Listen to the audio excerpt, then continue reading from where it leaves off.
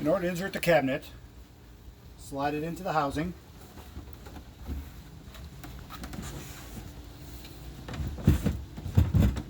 As you can see, it's a really snug fit.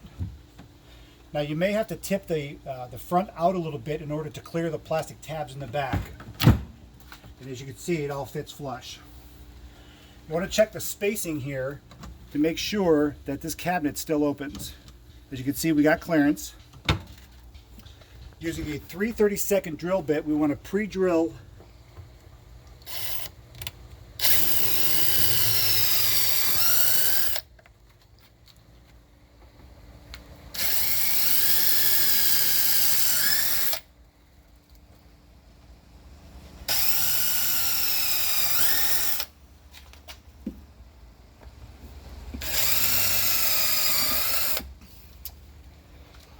and switching back to your square bit, screw in the cabinet.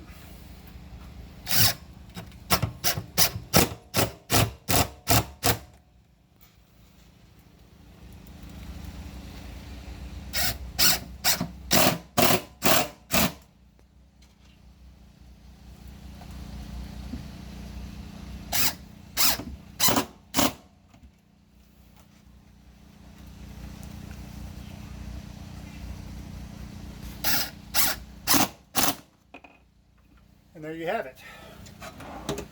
Drawer 1, drawer 2, and the shelf.